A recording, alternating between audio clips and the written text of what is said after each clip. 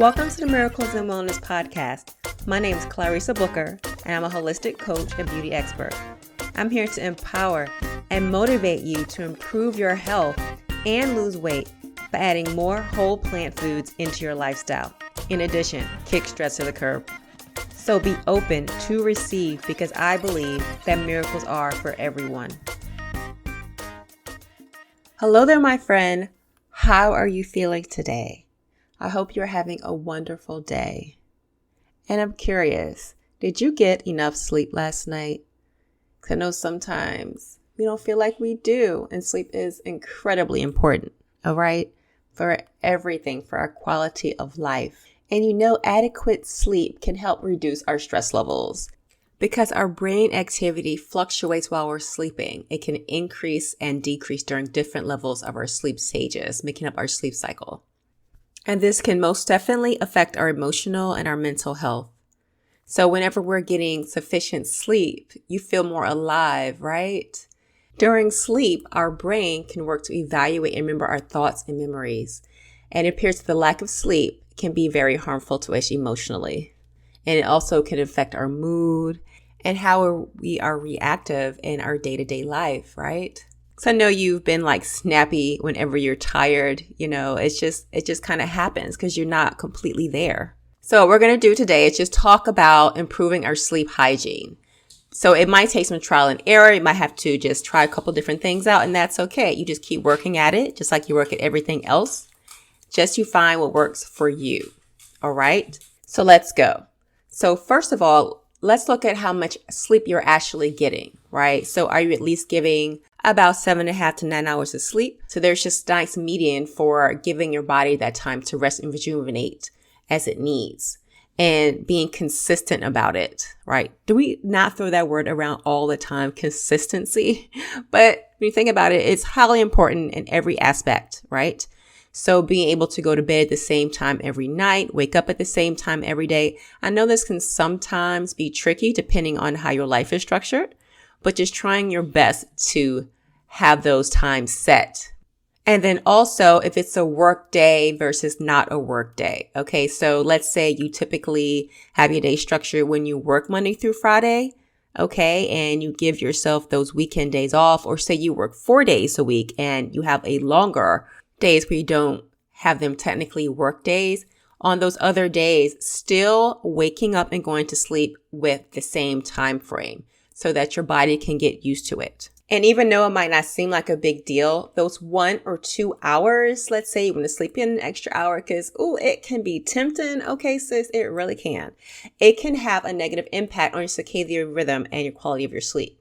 And you don't want to get set back off, like say a Monday rolls around again, and you're like, oh, here we go. And you're like lethargic, right? So let's just try our best to stay on that same pattern, all right? And something else that we can do is try to make our sleeping environment, right? Like our room, maybe like dark and cool. Try just to make it very comfortable and quiet if possible. These things cannot always be set, especially a quiet environment, right? So if you don't necessarily have a quiet environment around you, then you can get a white noise machine. They have them everywhere. They're very good. They'd be very soothing.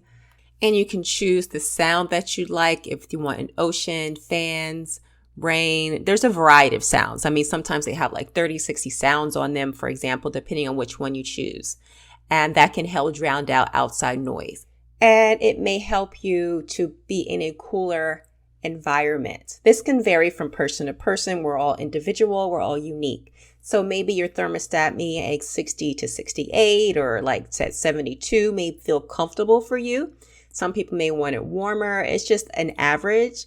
Just finding something that works, right? I think generally most people like it cooler, but that's not saying that it's right. Okay.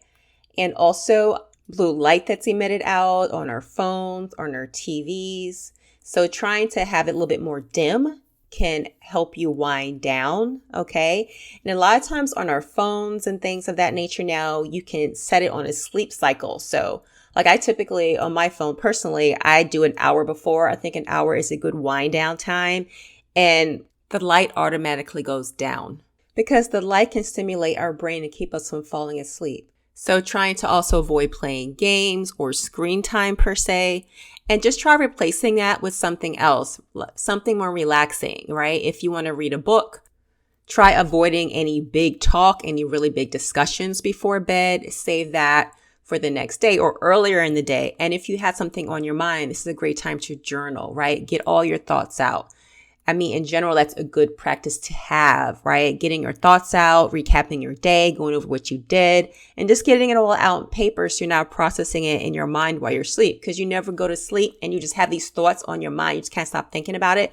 So try to put it on paper and be like, boom, this is it for right now. And you can revisit that later. Any meditation or breath work. Breath work will be really good to just help calm your system down. You can try inhaling quietly through your nose while counting to 4, holding your breath for 7, and then exhaling slowly through your mouth for a count of 8. And then repeat this about 5 times, right? Just hope you calm you down. It'll feel really, really good. And then even before we get to our room, we should try to avoid eating. Shoot for 3 hours before you want to go to bed, okay? And limiting our caffeine intake. Look, I had to work on this before with myself because me and coffee, we had a nice relationship.